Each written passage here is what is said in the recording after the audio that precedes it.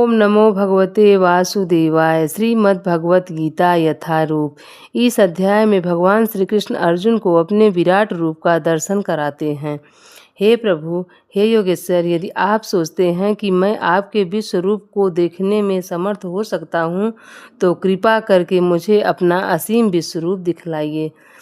तात्पर्य, ऐसा कहा जाता है कि भौतिक इंद्रियों द्वारा न तो परमेश्वर को, कृष्ण को कोई देख सकता है, न सुन सकता है और न ही अनुभव कर सकता है, किंतु यदि कोई प्रारंभ से भगवान की दिव्य प्रेमा भक्ति में लगा रहे तो वह भगवान का साक्षात्कार करने में समर्थ हो सकता है। प्रत्येक जीव आध्यात्मिक स्फुलिंग मात्र है, अतः परमेश्वर को जान पाना, देख पाना संभव नहीं है। भक्त रूप में अर्जुन को अपनी चिंतन शक्ति पर भरोसा नहीं है। वह जीवात्मा होने के कारण अपनी सीमाओं को और कृष्ण की अकल्पनीय स्थिति को स्वीकार करता है।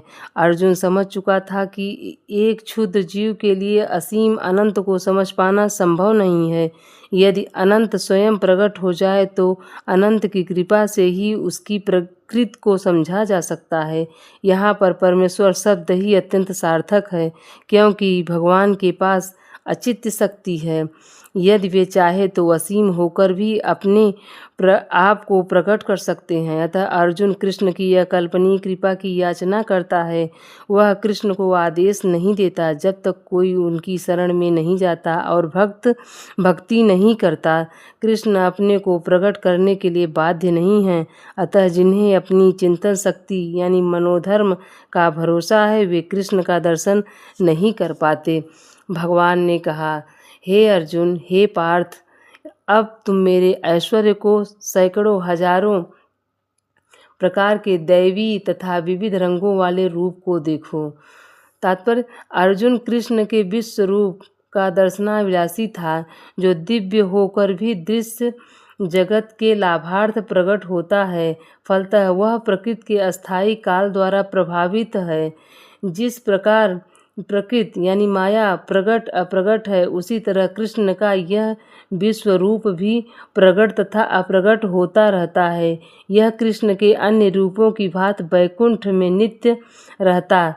जहाँ तक भक्त की बात है, वह विश्व रूप देखने के लिए तनिक भी इच्छुक नहीं रहता, लेकिन चूंकि अर्जुन कृष्ण को इस रूप में देखना चाहता था, अतः वे यह रूप प्रकट करते हैं। सामान्य व्यक्ति इस रूप को नहीं देख सकता।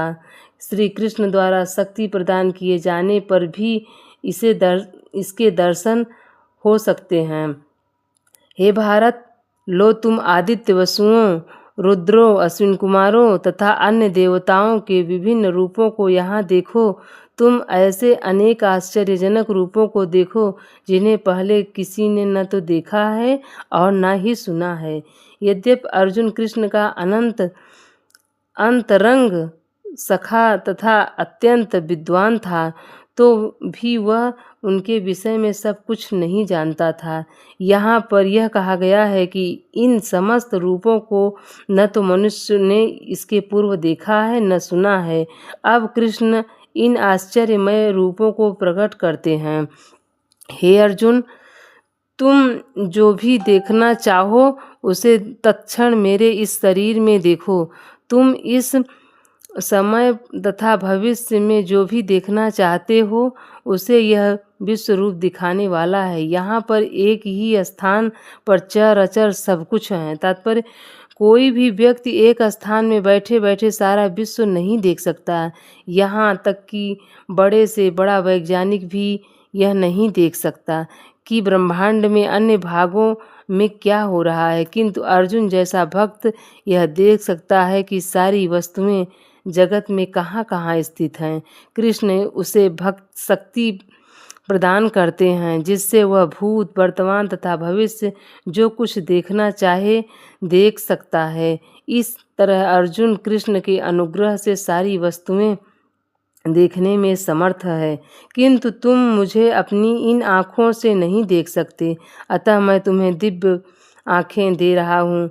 अब मेरे योग ऐश्वर्य को देखो। शुद्ध भक्त कृष्ण को उनके दो भुज रूपी के अतिरिक्त अन्य किसी भी रूप में देखने की इच्छा नहीं करता। भक्त को भगत कृपा से ही उसके विराट रूप का दर्शन दिव्य चक्षुओं यानी नेत्रों से करना चाहता है, न कि मन से।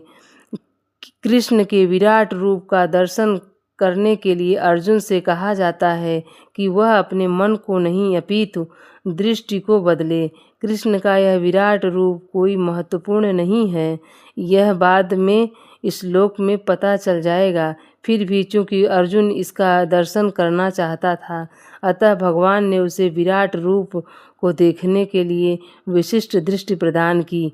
जो भक्त कृष्ण के साथ दिव्य संबंधों में बंधे हैं, वे इन्हें ऐश्वर्य के ईश्वरहीन प्रदर्शनों से नहीं अपितु उनके प्रेममय स्वरूपों से आकृष्ट होते हैं।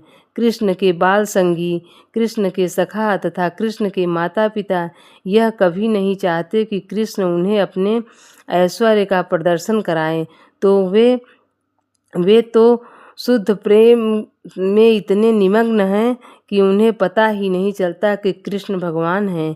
वे प्रेम के आदान प्रदान में इतने विभोर रहते हैं कि वे भूल जाते हैं कि श्री कृष्ण परमेश्वर हैं। श्रीमद् भागवत में कहा गया है कि कृष्ण के साथ खेलने वाले बालक अत्यंत पवित्र आत्माएं हैं और कृष्ण के साथ इस प्रकार खेलने का अवसर उन्हें अनेक जन्मों के बाद प्राप्त हुआ है। ऐसे बालक यह नहीं जानते कि कृष्ण भगवान हैं, वे उन्हें अपनी निजी मित्र जानते हैं। अतः सुखदेव गोस्वामी यह श्लोक सुनाते हैं। इत्थम सदाम ब्रह्मा सुखान भृत्या दास्यम गतानाम पर